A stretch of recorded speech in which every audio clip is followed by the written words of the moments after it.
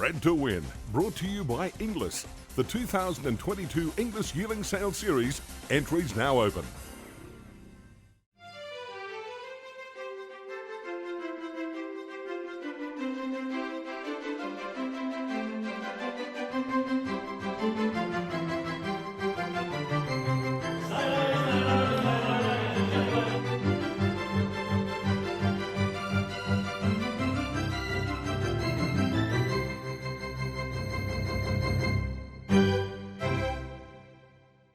Hello, I'm Caroline CSC. Welcome to a new week of Bred to Win. Coming up, we head to Widden Stud's historic New South Wales base to see the new sire with blistering speed Anders. Swettenham Stud welcomes the sire of an Everest winner, the blue blood Rubick, to Victoria. And Arrowfield Stud's the horse who made you love racing. That's all coming up, but first, the latest from the bloodstock world in the Oz Horse News of the Week.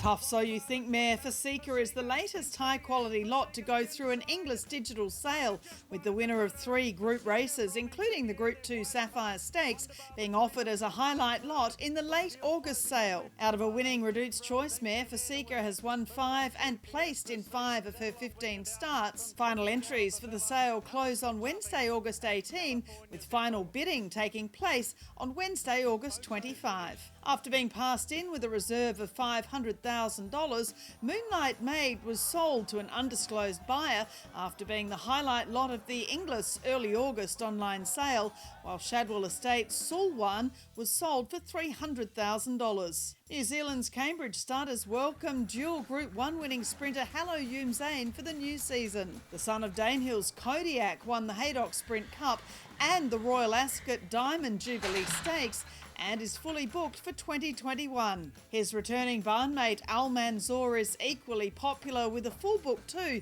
coming off the back of sensational yearling sale results and the Group 1 successes for the offspring of his sire Wootton Bassett. Sad news through the week with the death of Makybe Diva's sire Desert King at the age of 27 at Lauriston Park in Victoria. Originally standing at Coolmore Stud, the son of Danehill also sired the tough frontrunner Desert War. And Master Craftsman, a magnificent 4-time Group 1 winning son of Danehill Dancer, also died through the week at the age of 15. Generation General Bow grabbed by Ingratiating. Homebreds dominated the 3-year-old group races at Caulfield on Saturday.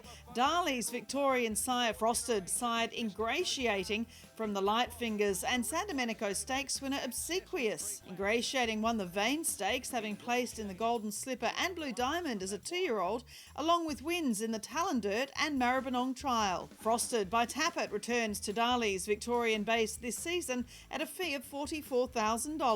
The Quasette Stakes was won by Not a Single Doubt's daughter, Gimme Pa, a half-sister to Vinery Stud's new sire, Ole Kirk. Gimme Pa, seen here at just 12 hours old, is from Natural, a full sister to Black Caviar and half-sister to another Vinery stallion, All Too Hard. Sadly, her breeder Rick Jamison's Gilgai Farm lost the dam of Masked Crusader She's Got Gears through the week.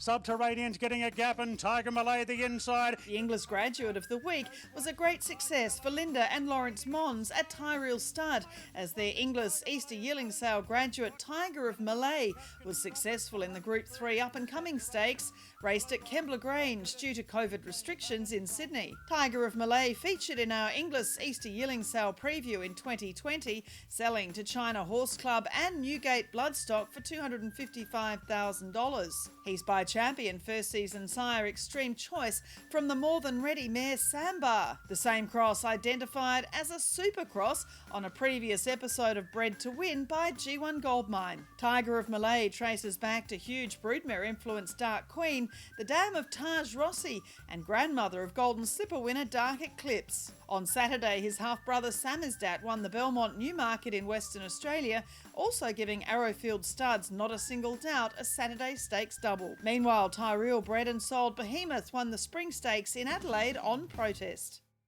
With his sire, Not a Single Doubt, now a sire and grandsire of Golden Slipper winners, there's much excitement about the arrival of Anders at Widden Stud in 2021. They're also looking forward to the first foals of his barn mate by their own Zoustar, Zousain.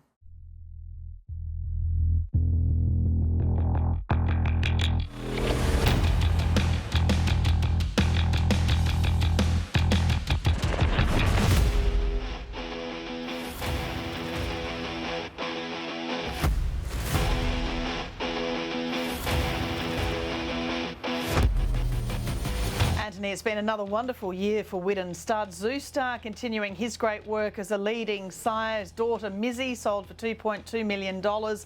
You've been buying and selling $1 million yearlings and some fabulous mares. Yeah, it's been a great year. Obviously, plenty of uncertainty as the year started out, but really thrilled with the way the year's panned out. Obviously, Zoustar's flown the flag, as you said, leading from the front. Another Group 1 winner, another 13 stakes winners. Had another phenomenal season right across the track and right around the globe.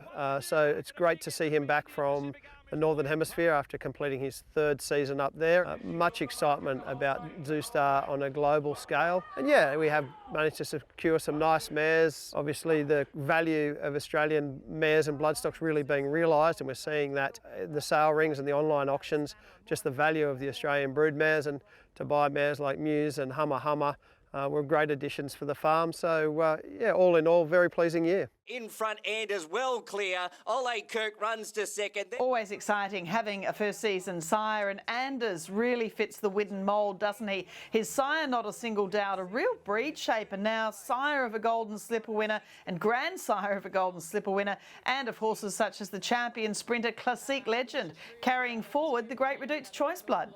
Anders to me is an incredibly exciting young sire. He's just got an amazing turn of foot, that blistering speed. He is all speed, a stunning physique, a really interesting deep pedigree. So there's so much going for that horse, and the response from the breeders has really backed up our high opinion of him and really the high value we put on him when we purchased him.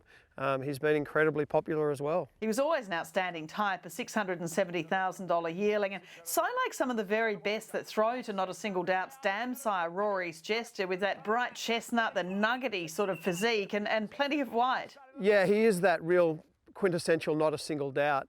He sums that up beautifully with his speed on the track and the physical type he is. He has amazing presence, and everyone who's worked with him and been around him, I know Annabelle Nation rates him very, very highly as one of her favourite horses. She's got a really sweet spot in her heart. Kieran Maher and David Eustace are the same. They've really reinforced our belief in him, and when we were looking to purchase him, when I spoke to Kieran, David and Annabelle, the 3 people who'd probably worked closest with the horse, they really gave you a true sense of confidence in him. Knowing him, his temperament, his type and his speed, they're all the traits you're looking for in a stallion, and they really emphasised that when talking to them and really reinforced our views and gave us the confidence to really step out of our crease and buy him. It really is an interesting pedigree, isn't it? His dam sire, War Emblem, a Kentucky Derby and Preakness winner from the Mr. Prospector line, and Sunday Silence is in there too. Yes, I mean, he does have a really international pedigree.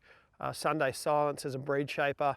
In the same way, of course, Reduce and Not a Single Doubt have been breed shapers here.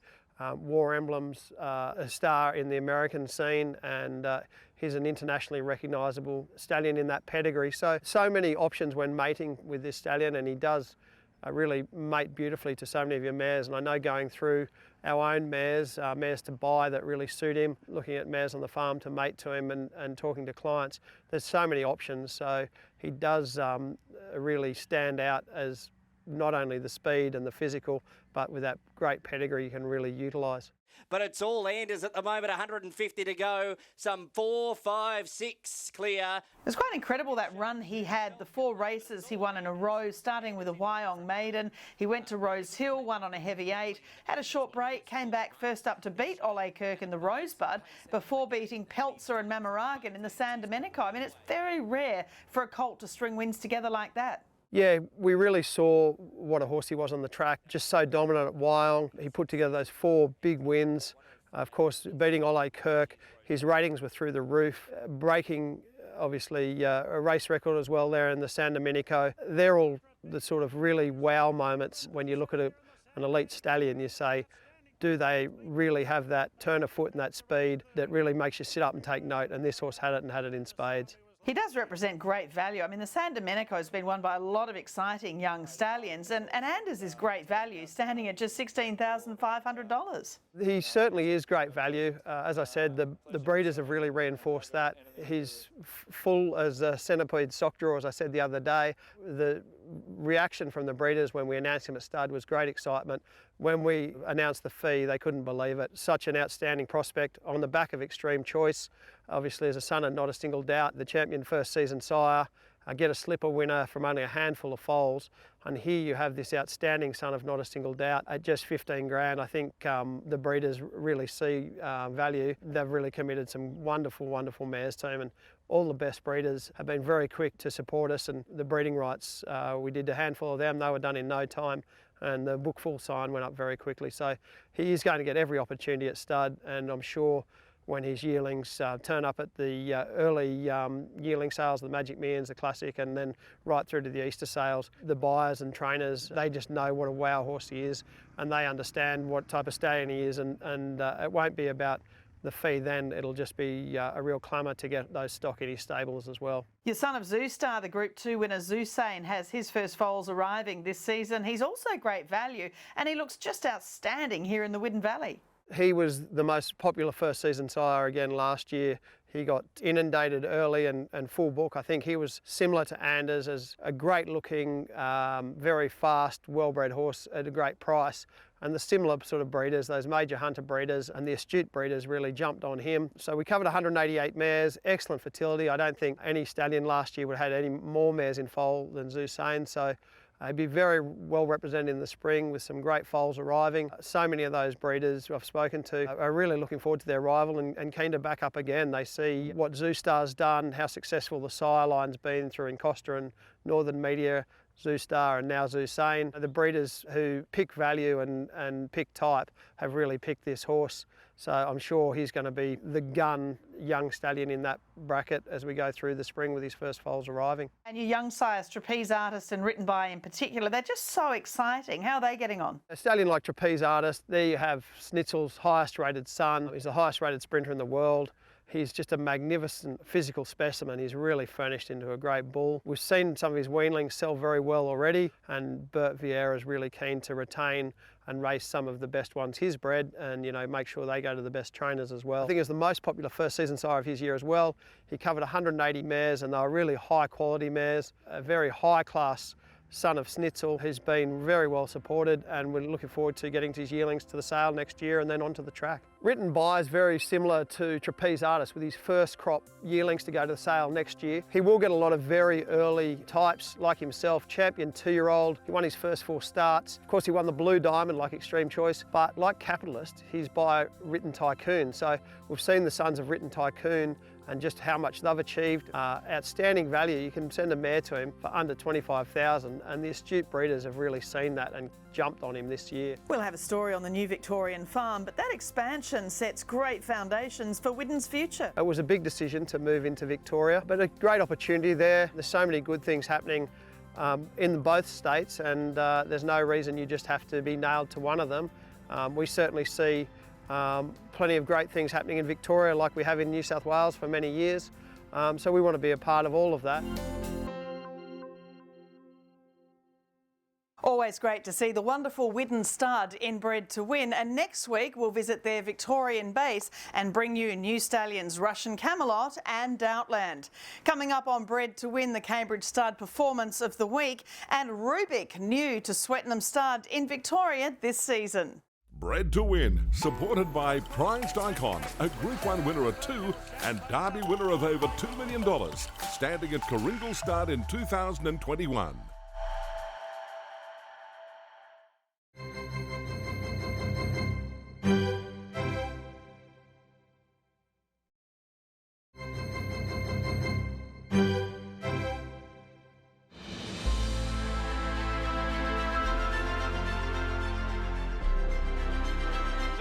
Elephant remains undefeated. The Cambridge Stud performance of the week was the quaintly named Elephant, a 5-year-old gelding who likes to curl his lip like a trunk. Unbeaten in 4 starts in New Zealand, the son of Melbourne Cup winner Shocking made it 5 from 5 at Caulfield on Saturday. His Damn Ticklish is a dual stakes winner, while Shocking stands this season at Richfield Stud in New Zealand at a fee of $8,500 New Zealand dollars.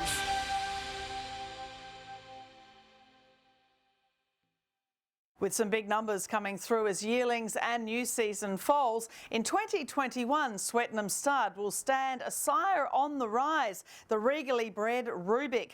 Buying Costa de Largo from a 3/4 sister to breed shaper Redout's Choice, Rubick has already sired the Everest winner in Yes, Yes, Yes.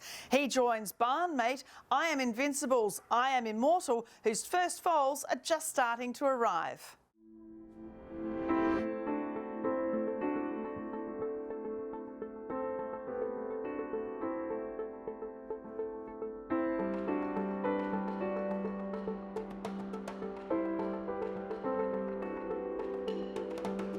Adam, you're a mainstay on the board of Thoroughbred Breeders Victoria. It must be such a boost seeing some of the fabulous mares coming into the state to support the growing ranks of quality stallions. That's right, Caroline. Victoria has evolved with so many good new studs coming onto the scene, including, I've got to say, Widden have come down. Widden, New South Wales have come down to Victoria. We've got Leneva. We've obviously got the powerhouse of Darby Godolphin. We've got Yearling, which is certainly a very, very influential sort of operation in Victoria and across the globe. But Rosemount doing a great job with Anthony Mithun, and you've got Spendthrift, obviously the American side of things, which are doing a great job as well with new stallions in Victoria this year. Rubick, obviously. We've got Written Tycoon, Gailara, Earthlight, Hanseatic, Nikoni, Star Witness, Tagaloa, Doubtland, Russian Camelot. Gosh, it's the largest number of first season sires we've had in Victoria as well, Caroline. So Victoria is really sort of a come of age, and I've got to say, you know, the broodmare farms here in the state are collecting some significant broodmare amounts, and we are actually, you know, it's really punching above our weight, and that is reflected across the sales of yearlings. And a lot of Victorians doing particularly well. I mean, look at the recent Magic Millions sales. 52% of the broodmares in that sale were purchased by Victorian broodmare farms. And it's so good to see the gorgeous Rubick at Swettenham Stud this spring. He was so highly rated by Gerald Ryan and his team. He always had something very special about him, didn't he? Oh, he was a great racehorse. I mean, he was a January 2-year-old, and when he won his first start at Ramwick, he then went on to run at Caulfield in the Blue Diamond Prelude, and he absolutely smashed them. And you know, he came from that into a 3-year-old career. He raced in the Schillaci, beating Group 1 winners. He himself being by the grading Costa de Largo, out of a 3-part sister to Redout's Choice. He just fixed the mark for, at his stage of his career, for what we're looking for in Victoria, and especially at Swettenham. The colt, yes, yes, yes, takes the lead. And as a sire, of course, in his first crop, he hit the jackpot with Everest winner Yes, Yes, Yes. He was retired early to stud, Rubick, and stood at 16,500. And in his first crop, he produced Yes, Yes, Yes. Not only Yes, Yes, Yes within that, but Rubisaki and also Condo's Express. But the great thing with him, I mean, he's got 175 2-year-olds, and he's got over 200 yearlings at higher prices with better mares.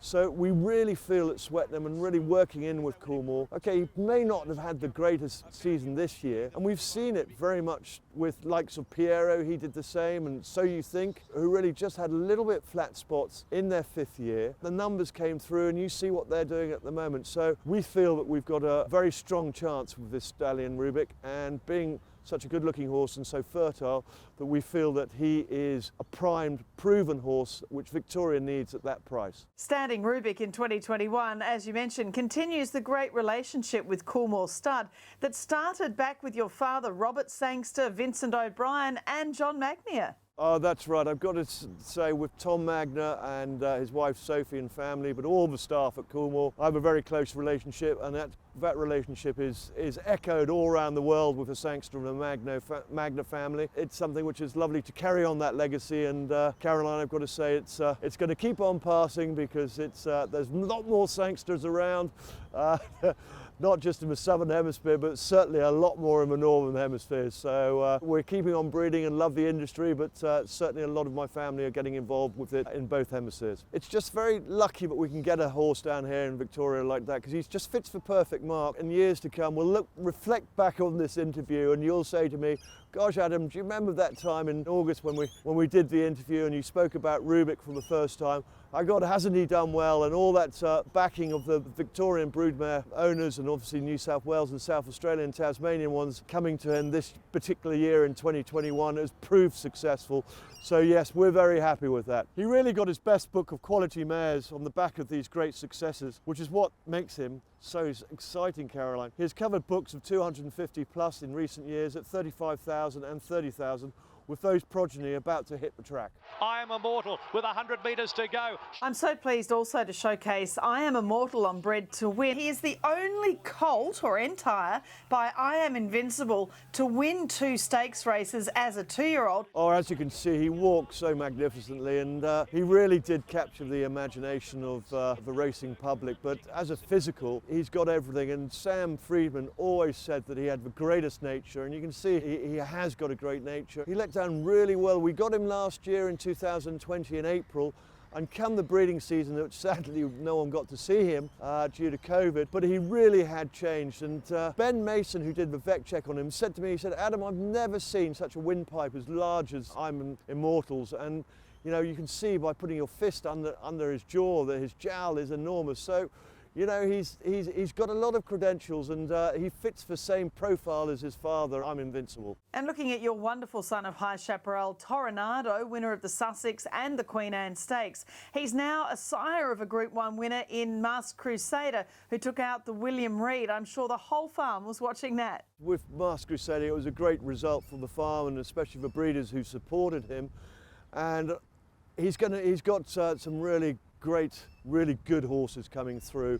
I think Toronado is certainly on the cusp of becoming a great stallion. And of course, you know yourself, Caroline, through the great Duncan Ramage, that sire line through So You Think, and of course, and Dundeel has done so well. And it seems a sire line which does work here in Australasia. And the thirst in Hong Kong is amazing. We were looking at figures today. He's got 25, Toronado's got 25 of his progeny, colts and geldings, who've arrived in Hong Kong. And so obviously it's taken a lot of the pool out of here of Victoria, but there is a very, very large return on investment for breeders who get a colt or gelding, that Hong Kong is going to be very much looking at them, and by the time you come to sell your progeny, those 25 and more would have settled into Hong Kong, climatised, and will be winning the races. I know some very significant trainers have got them up there. But also his fillies are doing very well. They're matching very well, his fillies and mares. So not just does he produce colts and geldings, he produces very good race fillies and race mares. And Highland Reel in the purple has burst through on the inside. Highland Reel is having early winners up in Europe at the moment. You know, he got probably a little bit lost in all the Galileos at Coolmore, and to think that he won 7 Group 1s, he's still the highest earner out of Ballydoyle. Obviously the Victorian breeders really supported Highland Reel because he's got over 400 mares in his first 3 seasons. But I believe that Highland Reel is one at that price which really could be a great investment for anybody looking to send their mare. He himself crosses and his bloodlines work so well with them. So make sure you look at our website or get onto that Group 1 gold mine, because that certainly will produce a good match to your mare. Overall, the spring looks so promising for your wonderful Swettenham Stud sires and the Victorian industry as a whole. There's plenty of success on the way for those investing in your stallions. We made a conscious decision a few years ago not to sell yearlings under the Swettenham banner anymore, and really it was to help our clients who've gone to all the Swettenham sires, so that when we're at the sales we can actually help our clients and breeders sort of sell their horses in the yearling yards and not concentrating primarily on our own draft. We have a very good culture at Swettenham, and we hope that passes through into our clients, and people enjoy dealing with us because it's actually important that they can pick up the phone to myself, I Am Visible, as well as Sam Matthews and Jason and all my team. But I think to get through to the principal and to see me at any time I think is also important because people enjoy knowing who they're dealing with.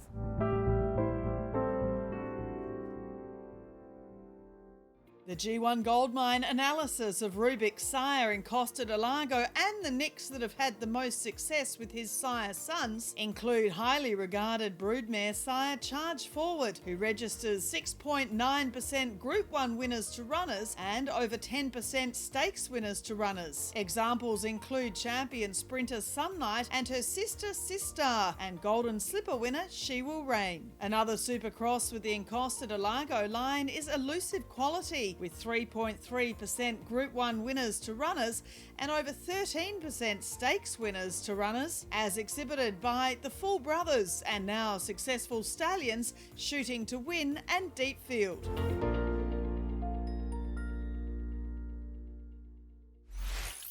Always a pleasure featuring Swettenham Stud on Bred to Win, and a big thank you to Adam and the team, and good luck for the new season. Coming up, Arrowfield Studs, the horse who made you love racing. Bred to Win, supported by Hanover Lodge, preparing the elite racehorse.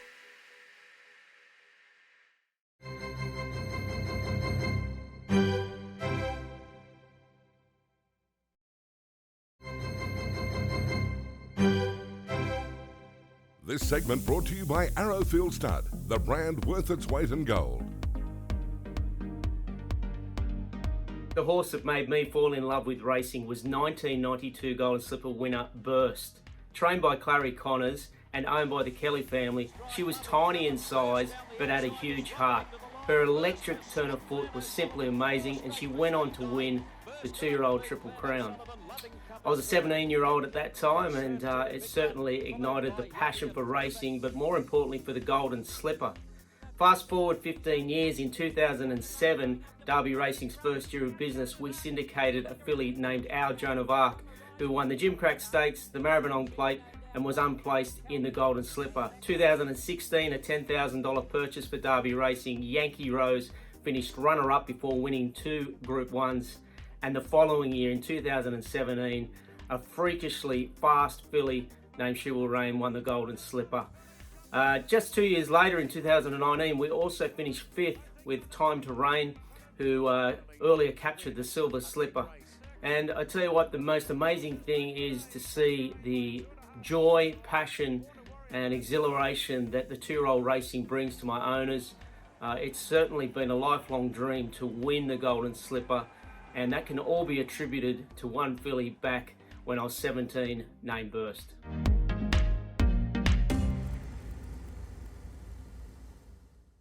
That's it for this week's Bred to Win. Don't miss next week's show as we visit the breeders of Golden Slipper winner Stay Inside, Kingstar Farm, with an exciting new value sire Time to Reign, and Widden Victoria, home to new stallions Russian Camelot and Doubtland in 2021. That's all next week. I'm Caroline Searcy. Look forward to seeing you then.